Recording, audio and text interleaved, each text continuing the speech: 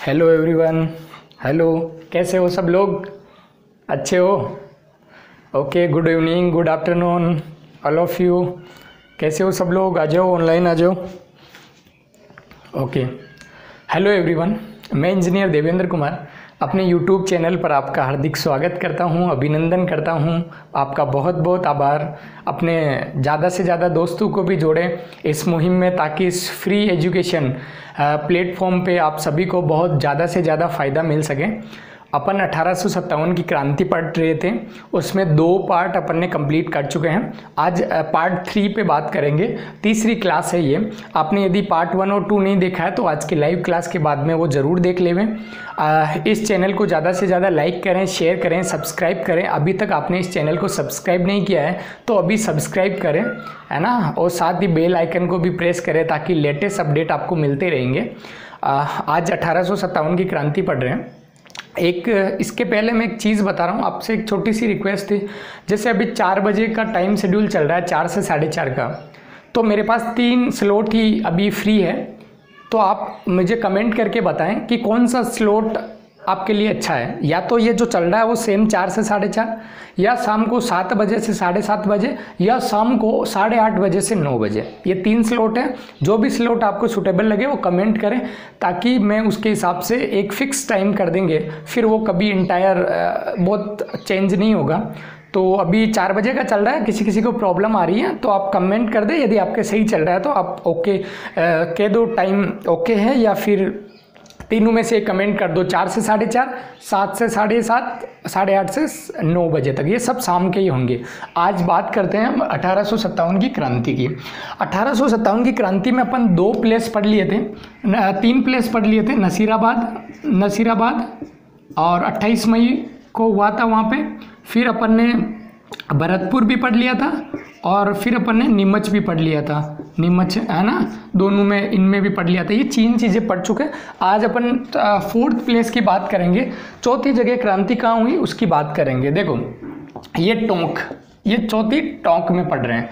तो टोंक में क्रांति, टोंक रियासत में क्रांति, टोंक रियासत में क्रांति, ये अपन पढ़ रहे हैं। कब हुई थी टोंक में क्रांति? टोंक में क्रांति हुई थी 10 जून 1857 को। अब देखो, चीज़ें समझते हैं क्या है ये चीज़ें समझते हैं। मान लो ये टोंक है, ये टोंक है, ये पूरा टोंक है ना। ये मान लो टोंक शहर है, ये टोंक शहर है। और जो अंग्रेजों की सैनिक छावनी थी टोंक में, वो देवली में थी। तो यहाँ पे मैं लिख देता हूँ देवली। टोंक में 1857 की क्रांति के समय तत्कालीन राजा थे वजीरुद्दौला, है ना। वजीरुद्दौला ये एकमात्र राजस्थान की रियासत थी जो मुस्लिम रियासत थी, पूरी संपूर्ण मुस्लिम रियासत थी। तो ये एकमात्र रियासत थी, लिख देता हूँ, ये एकमात्र, जो 1857 की क्रांति के टाइम राजपूतानी की रियासतें होती थी उसमें से एकमात्र मुस्लिम रियासत थी। इसके तत्कालीन राजा वजीरुद्दौला हुआ करते थे। वजीरुद्दौला हुआ करते थे, ये इसके राजा थे उस टाइम तत्कालीन। ये वजीरुद्दौला ने भी अंग्रेजों का साथ दिया। वजीरुद्दौला ने भी किसका साथ दिया? यहाँ के तत्कालीन राजा लिख देता हूँ, यहीं लिख देता हूँ, वजीरुद्दौला ने अंग्रेजों का साथ दिया था, है ना। सारे राजाओं ने, 90% राजाओं ने अंग्रेजों का साथ दिया। उसी को फॉलो करते हुए वजीरुद्दौला साहब ने भी अंग्रेजों का साथ दिया। टोंक की प्रजा द्वारा इनको ईसाई राजा की उपाधि दी गई थी कि अंग्रेजों के साथ दे रहे हैं तो इनको ईसाई राजा की उपाधि दी गई थी। देखो, टोंक में क्रांति होने के टाइम, टोंक में 10 जून को क्रांति हुई, जबकि टोंक में देवली है उसमें 5 जून को क्रांति हो गई थी। देवली में सैनिक छावनी है, अंग्रेजों की सैनिक छावनी है, जिसमें 5 जून को क्रांति का प्रारंभ हो गया था। वहाँ पे सैनिक विद्रोह हो गया था, सैनिकों ने विद्रोह कर दिया था, तो क्रांति की शुरुआत हो गई थी, है ना। फिर ये पहुँचते पहुँचते 10 जून को रियासती सेना में पहुँच गई। रियासती सेना में पहुंच गई, मतलब ये टोंक में पहुंच गई। तो टोंक में क्रांति पूछे, टोंक रियासत में क्रांति 10 जून को, लेकिन ऐसे पूछे कि टोंक में पहले 5 जून को देवली में स्टार्ट हुई थी। और यहाँ पे अब बात करें नेतृत्वकर्ता कौन थे, मतलब नेतृत्व किसने किया था, नेतृत्वकर्ता कौन थे टोंक में, है ना। टोंक में नेतृत्वकर्ता थे एक तो अली, मोहम्मद अली और एक नासिर मोहम्मद, 2 जने थे। ये नासिर मोहम्मद ये दोनों नेतृत्व करता था। ये याद रखना इंपॉर्टेंट है। देखो कौन कौन से क्वेश्चन इंपॉर्टेंट है। टोंक रियासत में क्रांति कब हुई, 10 जून 1857 को।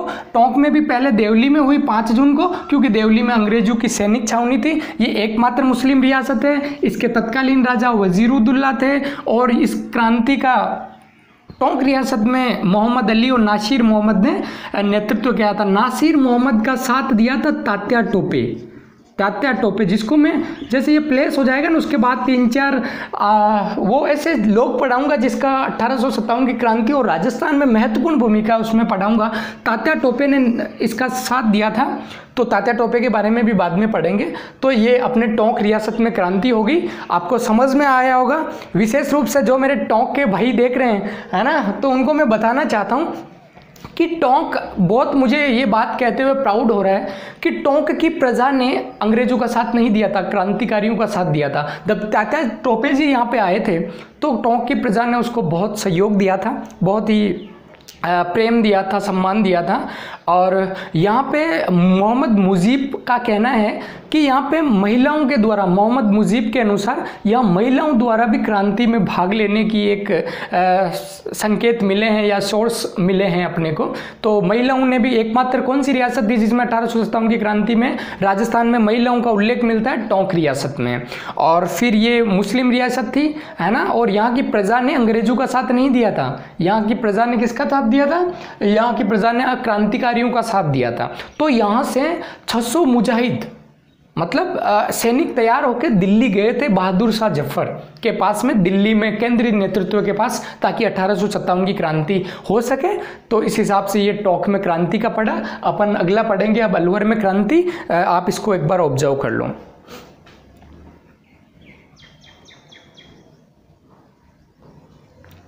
चलो, तो ये अपन ने पढ़ ली इसमें टोंक में क्रांति।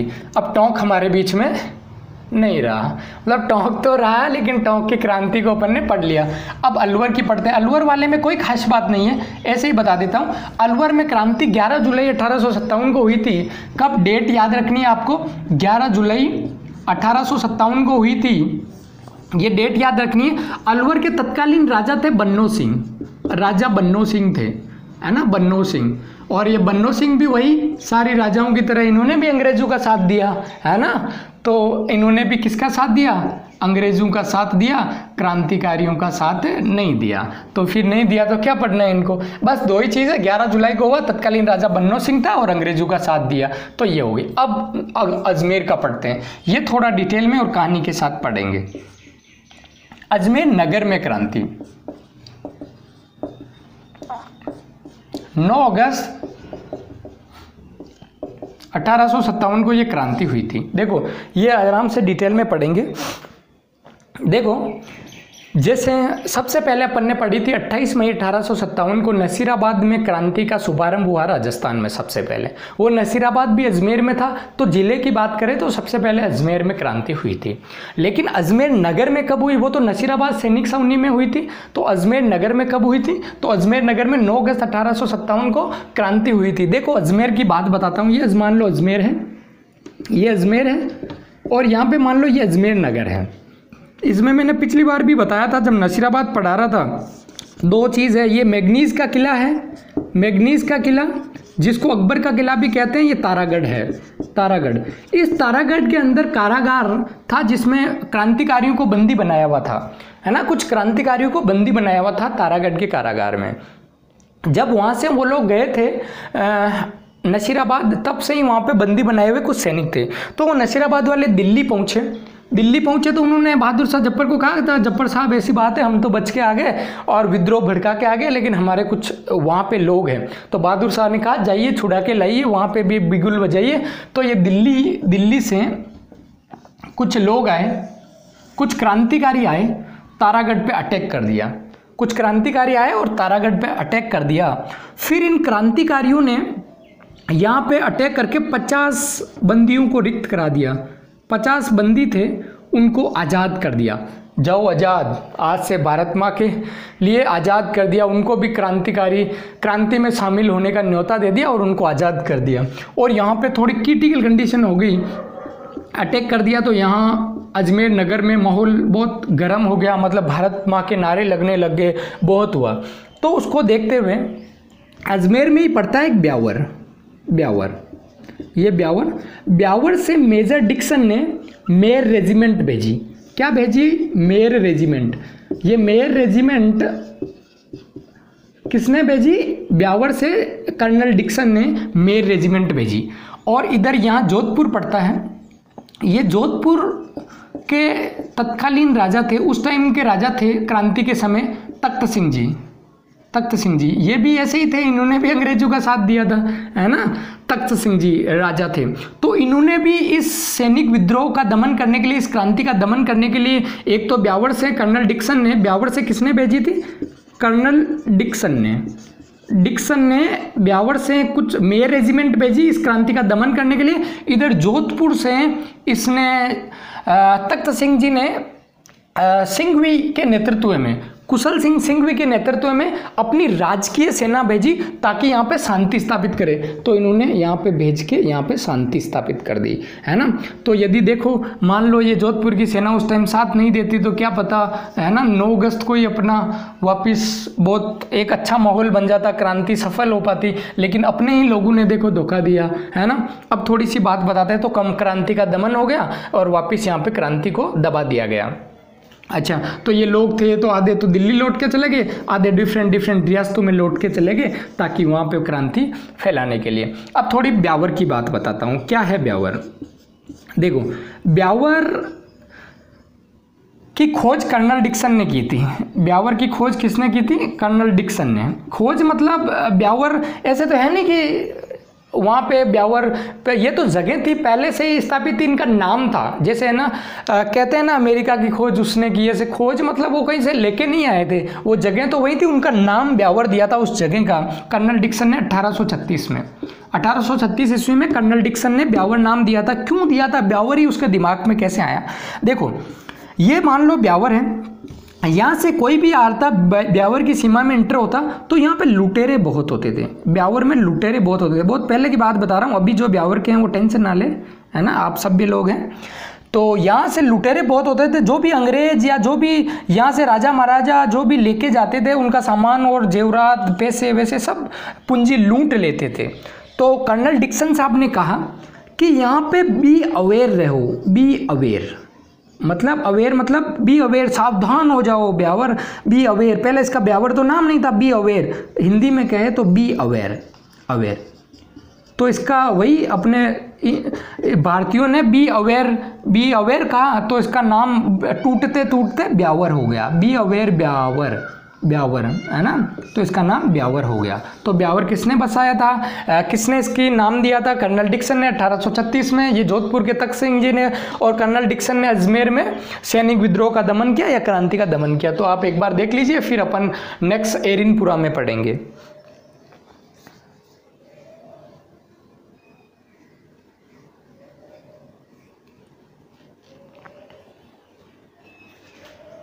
है ना, तो आपने इसको ऑब्जर्व किया होगा। आप लोग बहुत अच्छा पढ़ रहे हो, है ना, कोई भी दिक्कत तो नहीं आ रही, सब अच्छा चल रहा है ना। तो आपने टाइम तो अभी तक कमेंट कर ही दिया होगा, अभी देख लेंगे, है ना। तो अभी अपन बता देंगे 1-2 दिन में, जब अगला वीडियो उसी टाइम पे डालेंगे जिस टाइम आपको लास्ट तक मैसेज मिल जाएगा, है ना। या फिर अभी सोच विचार किया जाएगा अगला। जब तक मैं कुछ कहता नहीं हूँ तब तक तो 4 बजे आएगा। जैसे आज ये वीडियो के बाद में कल नहीं परसों वापस आएगा, वो तो 4 बजे आएगा। उसके बाद में देखा जाएगा। देखो अभी आपके सजेशन लिए, फिर मैं जब भी हो उस वीडियो में बता दूंगा। एरिनपुरा, देखो एरिनपुरा ये बहुत इंपॉर्टेंट है। एरिनपुरा में क्रांति हुई कब थी? ये 21 अगस्त 1857 को एरिनपुरा में क्रांति हुई थी। देखो सबसे पहले मैं बात करूं एरिनपुरा है कहाँ। एरिनपुरा पाली में है। पाली तो यहाँ पे देखो ये पाली है, ये पाली है ना, ये पाली है। इस पाली में ये एरिनपुरा है, एरिनपुरा। एरिनपुरा में पहले बात करता हूँ कि इस क्रांति का नेतृत्व किसने किया था। नेतृत्वकर्ता 3 जने थे, शीतल प्रसाद, तिलक प्रसाद और मोती खां। सर आपको तो है ना याद होगा, है ना, आपने तो याद कर रखा है सर। हम कैसे याद करें सर, ये ऐसे थोड़ी ये सारे के नेतृत्व करता हो। इसके लिए ट्रिक बताता हूँ। देखो इसके लिए बता रहा हूँ, एरिनपुरा में ये नेतृत्व करता है, इसकी ट्रिक बता रहा हूँ। देखो एरिनपुरा में मोती का तिलक लगा के शीतल हो गए प्रसाद। इसमें देखो ट्रिक फायर कर रहा हूँ, है ना, ये मेरी ट्रिक आ रही है, आप ध्यान से सुने, है ना। ये अपने द्वारा बहुत सालों की मेहनत और पढ़ाई और पढ़ाने का नतीजा है। देखो बहुत शानदार ट्रिक बनाई है मैंने आपके लिए। क्या बनाई है? एरिनपुरा, ये मात्रा देख लेना, एरिनपुरा में मोती का तिलक लगाकर शीतल हो गए प्रसाद, शीतल हो गए प्रसाद। देखो कैसे कहा मैंने, कहा एरिनपुरा मतलब एरिनपुरा सैनिक छावनी में मोती का खा भाई है ना, मोती खां, ये मोती खां तिलक लगाकर शीतल हो गए प्रसाद। तो तिलक प्रसाद और शीतल दोनों क्या हो गए? प्रसाद हो गए, तो प्रसाद हो गए, है ना। याद रखने की ट्रिक क्या है? एरिनपुरा में मोती का तिलक लगा के हो गए शीतल प्रसाद, है ना, शीतल हो गए प्रसाद। तो ये ट्रिक बहुत ध्यान में रखना, ये ट्रिक बहुत इंपॉर्टेंट है। एक बार बोलो इसको, देखो मन में बोलो, एरिनपुरा में मोती का तिलक लगाकर शीतल हो गए प्रसाद। मतलब नेतृत्व करता शीतल प्रसाद, तिलक प्रसाद और मोती खां थे। इनके नेतृत्व में यहाँ पे क्रांति भड़की थी। अब उसके बाद में अपन बात करें कि यहाँ पे क्रांतिकारियों ने एक ठाकुर थे, एरिनपुरा के ठाकुर शिवनाथ सिंह जी। वो भी कुशाल सिंह जी चंपावत की तरह देश से प्रेम करते थे, अपनी मिट्टी से प्यार करते थे। तो उन्होंने भी क्रांतिकारियों का साथ दिया, और उन्होंने एजीजी के पुत्र अलेक्जेंडर की हत्या कर दी थी। क्रांतिकारियों ने एजीजी के पुत्र अलेक्जेंडर की हत्या कर दी थी और यहाँ से नारा लगाते हुए चला, चलो दिल्ली मारो फिरंगी। मैं कहना चाहूँ, चलो दिल्ली मारो फिरंगी किस सैनिक छावनी या किस क्रांति में इस नारे का सबसे ज़्यादा प्रचलन हुआ? तो एरिनपुरा में। तो क्या कहा? चलो दिल्ली, ये दिल्ली, तो चलो दिल्ली, चलो दिल्ली, क्या नारा दिया था? चलो दिल्ली, दिल्ली मारो फिरंगी, मारो फिरंगी। और ये यहाँ से दिल्ली चले गए और ये नारा देके यहाँ पे क्रांति का बिगुल बजाते हुए चले गए। अब एक छोटी सी बात है, जब ये दिल्ली जा रहे थे, देखो ये आपने लिख लिया होगा तो मैं यहाँ पे बता रहा हूँ, जब ये दिल्ली जा रहे थे तो बीच में यहाँ पे नारनौल आता है, हरियाणा में नारनौल है ना, जो हरियाणा से देख रहे हैं उनको बहुत खुशी हुई होगी। ये नारनौल हरियाणा में आता है, अपने झुंझुनू के जस्ट बाद में आता है। झुंझुनू में चिड़ावा आता है, चिड़ावा के बाद नारनौल आता है हरियाणा में। उस नारनौल में इस क्रांतिकारी और अंग्रेज अधिकारी गराड़ है, अंग्रेज अधिकारी गराड़ और क्रांतिकारियों के बीच में तगड़ा युद्ध हुआ। इसमें क्रांतिकारी पराजित हो गए, लेकिन गराड़ की मृत्यु हो गई तो उनको वापस कॉन्फिडेंस आया और उन्होंने अपना जो काम करना था वो करके दिल्ली चले गए बहादुर शाह जफर के पास। तो ये इस प्रकार से एरिनपुरा सैनिक छावनी है, तो आप इसको ऑब्जर्व कर लो। फिर सबसे महत्वपूर्ण ठिकाना पढ़ेंगे आहुआ में क्रांति, फिर आहुआ में बहुत ही महत्वपूर्ण चीज़ पढ़ेंगे, आहुआ में क्रांति। देखो है ना, आहुआ में अभी आप एक बार लिख लो, मैं कमेंट ऑब्जर्व कर लेता हूँ आप लोगों के। ठीक है, बहुत बहुत शानदार पढ़ रहे हो आप, है ना, आपका बहुत बहुत शुक्रिया, है ना। कुछ लोग बहुत धन्यवाद दे रहे हैं, कुछ लोग कुछ कह रहे हैं, है ना। आप लोगों का बहुत बहुत धन्यवाद। आप लोगों का साथ बिना दिए मेरा ये मुहिम पूरी नहीं हो पाती, तो आप लोगों का भी बहुत बहुत धन्यवाद, जिसके कारण से मुझे आराम से इसमें कोई दिक्कत नहीं आ रही है। तो आप लोगों का भी आभार, अभिनंदन, है ना। और मेरे को आपने तो धन्यवाद, थैंक यू अर्पित किया है, आपके अच्छे अच्छे कमेंट आ रहे हैं, उनके लिए भी बहुत बहुत धन्यवाद। अब आहुआ में क्रांति पढ़ते हैं, आहुआ में क्रांति। देखो आहुआ में क्रांति सितंबर महीने में हुई थी। अब आहुआ के ठाकुर कौन थे, देखो बताऊँ मैं। आहुआ के ठाकुर थे कुशाल सिंह जी। आहुआ के ठाकुर चंपावत साहब थे। तो ठाकुर साहब मैं इनकी बात करूं तो ये एकमात्र, ये राजस्थान में क्रांति के नेतृत्वकर्ता भी थे और ये एकमात्र ऐसे थे जिन्होंने अंग्रेजों का, ये एकमात्र ऐसे थे जिन्होंने किसका साथ दिया था, क्रांतिकारियों का साथ दिया था, खुल के साथ दिया था, इन्होंने योजना बनाई थी, है ना। तो ये बहुत ही बहुत नमन करता हूँ मैं, बहुत बहुत सम्मान करता हूँ। ये एकमात्र ऐसे राजा है जो मैं बोल रहा हूँ ना, 90% राजाओं ने अंग्रेजों का साथ दिया था, ये 10% राजाओं में ये अपने कुशाल सिंह जी चंपावत साहब या शिवनाथ सिंह जी, ठाकुर शिवनाथ सिंह जी या लक्ष्मण सिंह जी, थोड़े थोड़े ने जिसने साथ दिया था उनको मैं नमन करता हूँ। ऐसे थोड़े से और होते तो देश जल्दी आज़ाद हो जाता, अंग्रेजों से छुटकारा जल्दी मिल जाता। तो ये सितंबर में क्रांति हुई थी आहुआ में। अब आहुआ में क्रांति का प्रचलन क्यों हुआ और ठाकुर साहब ने क्यों इनका साथ दिया था? देखो, आहुआ है वो एक मारवाड़ का ठिकाना है, मारवाड़ रियासत थी, मारवाड़ का एक ठिकाना है ना, एक छोटा सा ठिकाना है। मारवाड़ बड़ी रियासत थी, जोधपुर, जिसको अपन जोधपुर कहते हैं अभी। तो ये मारवाड़ रियासत के राजा थे तख्त सिंह थे, है ना जी। क्या लगाना, अंग्रेजों का साथ दिया था, है ना। ये ठाकुर ठिकानेदार थे कुशाल सिंह जी, है ना, कुशाल सिंह जी चंपावत, ठाकुर कुशाल सिंह जी चंपावत।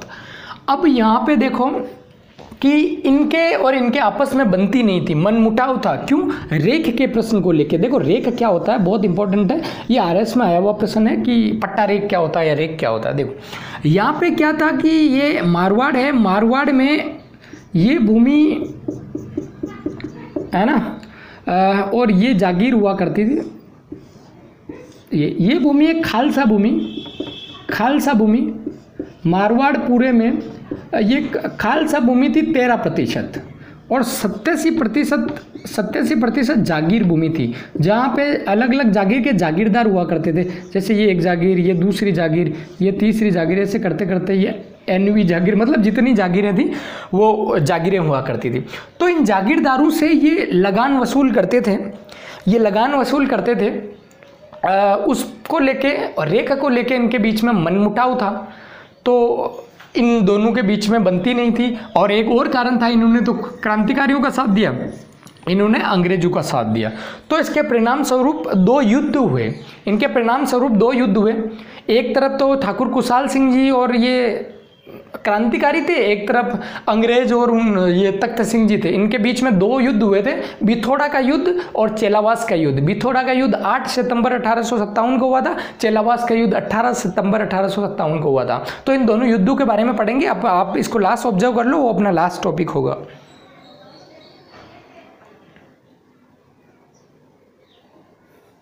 है ना। तो ये अपन ये 8वां चल रहा है, 8वीं जगह चल रही है क्रांति में। और इसके बाद में 2 ही चीज़ें रहेगी, 2 ही कोटा धौलपुर, तो उनको कल नेक्स्ट क्लास में पढ़ेंगे। नेक्स्ट क्लास में ये प्लेसेस खत्म हो जाएंगे, उसके बाद में अपन व्यक्तित्व पढ़ेंगे कि प्रमुख व्यक्तित्व कौन थे। राजाओं के बारे में तो क्या पढ़ना, सारे राजा जो 90% राजा तो गद्दार थे, मतलब जिन्होंने अंग्रेजों का साथ दिया था, और 10% है तो किसी किसी के बारे में आपको बताया जाएगा। एक और जानकारी मैं देना चाहता हूँ, जैसे टोंक की मैंने जानकारी दी, मैंने कहा कि टोंक की प्रजा ने क्रांतिकारियों का साथ दिया, उससे मुझे बहुत खुशी हुई। लेकिन वहाँ के राजा, मुस्लिम राजा वजीरुद्दौला ने अंग्रेजों का साथ दिया था। वैसे ही मैं जयपुर के बारे में बात करूं, आप जयपुर का बहुत सम्मान करते हैं, मैं भी बहुत सम्मान करता हूं, अपनी राजधानी है, पिंक सिटी है, बहुत प्यार करते हैं, बहुत प्रेम करते हैं, जयपुर बहुत अच्छी जगह है। लेकिन जब जयपुर पहले रियासत था, 1857 की क्रांति के टाइम राम सिंह जी सेकंड थे, उन्होंने भी अंग्रेजों का साथ दिया और वहाँ की प्रजा ने भी अंग्रेजों का साथ दिया। राजा तो 90% गद्दार थे जिन्होंने अंग्रेजों का साथ दिया, लेकिन इस बात से मुझे बताते हुए दुख हो रहा कि वहाँ की जनता ने भी अंग्रेजों का साथ दिया था, है ना। तो उस टाइम इतनी अवेयरनेस नहीं थी, आज के लोग, और हमारा आज जयपुर बहुत अच्छा हो गया। बट टोंक की प्रजा ने जिस हिसाब से क्रांतिकारियों और भारत देश की मिट्टी से लगाव रखने वाले लोग थे, तो शायद जयपुर वाले भी ये करते तो उस टाइम जल्दी स्वतंत्रता मिल पाती। आज तो जयपुर में अच्छे अच्छे लोग हैं। चलो अपन 2 युद्ध पढ़ते हैं। एक बिथोड़ा का युद्ध, है ना, एक बिथोड़ा का युद्ध। अपन देखो, मैं मार्कर चेंज कर लेता हूँ, आपके कमेंट भी देख लेता हूँ। बहुत बहुत शुक्रिया, आप बहुत अच्छा देख रहे हो, है ना, आप बहुत अच्छा देख रहे हैं, अच्छा लग रहा है आपको देख के। हाँ, मैं सबका ऑब्जर्व कर रहा हूँ। देखो यहाँ पे बिथोड़ा का युद्ध, एक यहाँ पे पढ़ा देता हूँ, चेलावास का युद्ध। ये दोनों युद्ध है, तो युद्ध क्या लगाना, दोनों पाली में है, ये भी पाली में है, ये भी पाली में है। देखो ये हुआ था 8 सितंबर 1857 को, ये हुआ था 18 सितंबर 1857 को। देखो इस युद्ध की बात करते हैं पहले। इस युद्ध में एक तरफ तो थे ठाकुर कुशाल सिंह जी, ठाकुर कुशाल सिंह चंपावत, कुशाल सिंह जी इन्होंने तो साथ दिया था, प्लस क्रांतिकारी है ना, ये अपना पक्ष था। और ये गेरू का पक्ष बताता हूँ, मतलब इसके दूसरे युद्ध करने वाले थे जिसमें मारवाड़ के शासक तख्त सिंह जी, जो ऐसे लिख देता हूँ, मारवाड़ की राजकीय सेना प्लस अंग्रेज थे। इनके बीच में युद्ध हुआ था, इनकी जीत हुई थी और इनकी हार हुई थी। ये मैं बताते हुए बहुत खुशी हो रही है कि ठाकुर कुशाल सिंह जी प्लस क्रांतिकारियों वाले ग्रुप की जीत हुई थी, इनकी हार हुई थी। हार में मारवाड़ की सेना का नेतृत्व किलेदार ओनाड सिंह ने किया था, किलेदार ओनाड सिंह ने इसका नेतृत्व किया था। और इधर अंग्रेजों की सेना का नेतृत्व हीथकोट ने किया था, हीथकोट। युद्ध हुआ था, हार इसलिए गए थे, और इधर कुशाल सिंह जी, ठाकुर कुशाल सिंह जी ने नेतृत्व किया था। ये हार इसलिए गए थे, जब इनकी सेना यहाँ पे लगी थी तो कुशाल सिंह जी ने ये संभले आके उससे पहले इतना खतरनाक गति से आक्रमण कर दिया कि इनको रौंद दिया, बुरे से रौंद दिया और बुरी से हराया था ओनाड सिंह को और हीथकोट को। हीथकोट वहीं पे मारा गया था और ओनाड सिंह भाग गया था, ये है ना, एक जना यहाँ पे मारा गया था और एक जना भागने में कामयाब हो गया था। तो फिर खुशाल सिंह जी जैसे ही जीत हुई तो खुशाल सिंह जी और क्रांतिकारियों ने बहुत खुशी मनाई। उस टाइम इनफैक्ट ये अपने खुशाल सिंह जी भी खुश थे, लेकिन वो जब आउवा गए तो उन्होंने बोला कि ये खुशी नहीं होना चाहिए, अपने तख्त सिंह जी को और अंग्रेजों को हराया, ये उनकी आन बान और शान को गिराने जैसा है, तो वो चुप नहीं बैठेंगे। तो अपने को उस हिसाब से वापस आक्रमण की तैयारी, अपना जल्दी अपने पे आक्रमण होगा तो अपने को तैयारी में लग जाना चाहिए। उसी दिन से ये तैयारी में लग गए थे। तो फिर देखो 18 सितंबर मतलब इसके 10 दिन बाद ही आक्रमण कर दिया था। तो इधर तो वही ठाकुर कुशाल सिंह जी, KSCN कुशाल सिंह जी प्लस क्रांतिकारी, है ना, क्रांतिकारी ठाकुर कुशाल सिंह जी और क्रांतिकारी थे। और इधर वही जोधपुर की राजकीय सेना, तो मारवाड़ की राजकीय सेना और अंग्रेज थे, इधर अंग्रेज थे। देखो इस युद्ध में हार गया तो बाहर से लॉर्ड कैनिंग ने बोला कि क्या करा रहा है, अंग्रेजों की नाक कटवा दी तुमने, है ना, एक छोटे से ठिकाने से हार गए, उसका राजा भी तुम्हारे साथ था, फिर भी एक ठिकानेदार से हार गए तुम, खुशाल सिंह जी से। तो फिर क्या हुआ, इस बार अंग्रेजी सेना का नेतृत्व खुद पैट्रिक लॉरेंज ने किया था। पैट्रिक लॉरेंज कौन था? पैट्रिक लॉरेंज राजस्थान का AGG था। तो उसको डांट पड़ी, तो उसको कैनिंग को डांट पड़ी विक्टोरिया से। विक्टोरिया ने बोला कि क्या चल रहा है इंडिया में, ठिकानेदार ने आपको हरा दिया। फिर कैनिंग ने पैट्रिक लॉरेंज को बोला कि तू क्या कर रहा है, AGG है राजस्थान का, राजस्थान में राजपुताने में ये हो रहा है। तो इसका अंग्रेजी सेना का नेतृत्व खुद पैट्रिक लॉरेंज ने किया था। और मारवाड़ की सेना का नेतृत्व बोला कि भारतीयों पर भरोसा नहीं है, नेतृत्व हमारा अंग्रेज अधिकारी करेगा। तो यहाँ का पॉलिटिकल एजेंट था जोधपुर का पॉलिटिकल एजेंट। देखो जोधपुर का पॉलिटिकल एजेंट था मैकमोशन। कौन था? मैकमोशन। देखो फर्क है, कल मैंने पढ़ाया था मोरिसन भरतपुर का था, ये मैकमोशन है, ये पॉलिटिकल एजेंट है। तो इन्होंने इसका नेतृत्व किया, इसमें वही एक ही नेतृत्व ठाकुर कुशाल सिंह जी ने किया था। क्रांतिकारियों ने पूरी तरह कुशाल सिंह जी का साथ दिया था, कुशाल सिंह जी ने क्रांतिकारी होगा, तो यहाँ पे कुशाल सिंह जी ने। यहाँ पे क्या हुआ था, जब ये मैकमोशन पैट्रिक लॉरेंज यहाँ पे खड़ा था और ये अपनी सेना खड़ी थी और ये पैट्रिक लॉरेंज की सेना खड़ी थी। अब यहाँ से मैकमोशन साहब आ रहे थे जोधपुर की राजकीय सेना लेके। उनको मेरी तरह ही निकट दृष्टि दोष था, थोड़ा दूर से दिखाई नहीं देता होगा। तो जब इधर से आ रहे थे तो उनको पहचान में नहीं आ रहा था कि मेरी सेना ये है, मेरी सेना ये। तो फिर उन्होंने गलती से वो जिस सेना की तरफ बोला वो हो है मेरी सेना, वो जिस सेना की तरफ जाके रुके तो पता चला कि वो तो कुशाल सिंह जी की सेना है। अब वो कुशाल सिंह जी की सेना के पास चले गए। अब कुशाल सिंह जी को आत्मसमर्पण तो मतलब अब युद्ध तो कर नहीं सकता, वो बहुत पास चल गया और तोपें वगैरह पीछे रहती है, राजा वगैरह आगे रहते हैं।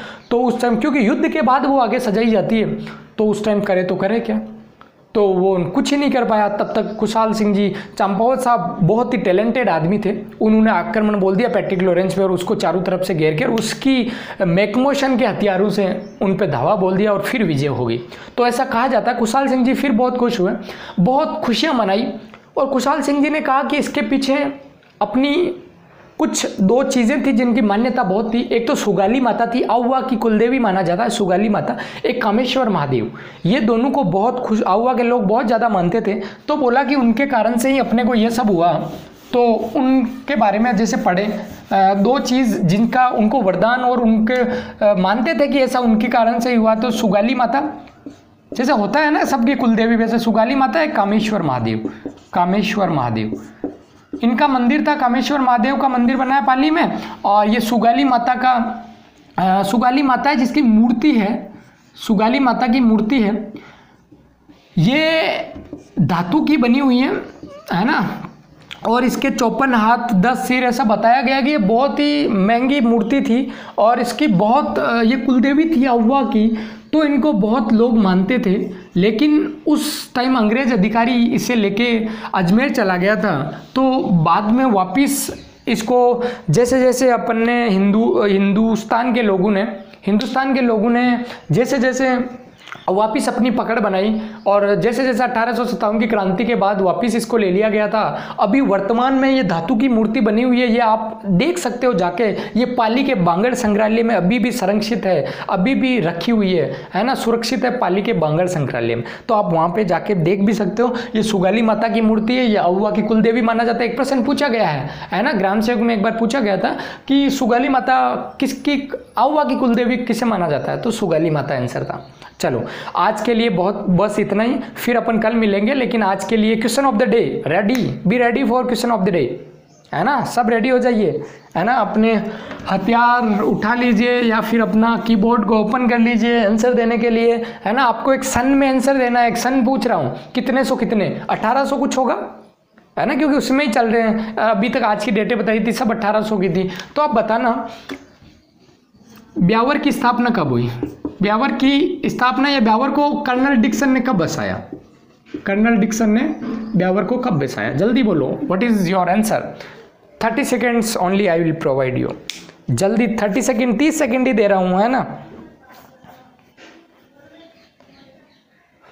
अच्छा टाइम ओवर, जिसने दे दिया 1836 मैंने बताया था, 1836 ईस्वी में ब्यावर की स्थापना बी अवेयर कर्नल डिक्सन ने की थी। यहाँ पे आज का लेक्चर में थोड़ी सी आउवा के बारे में बताऊँ तो आउवा के ठाकुर कुशाल सिंह जी थे। उसके बाद की घटना बताऊँ तो आउवा पे होम्स नामक अंग्रेज अधिकारी ने फिर क्रांति का दमन कर दिया था, है ना।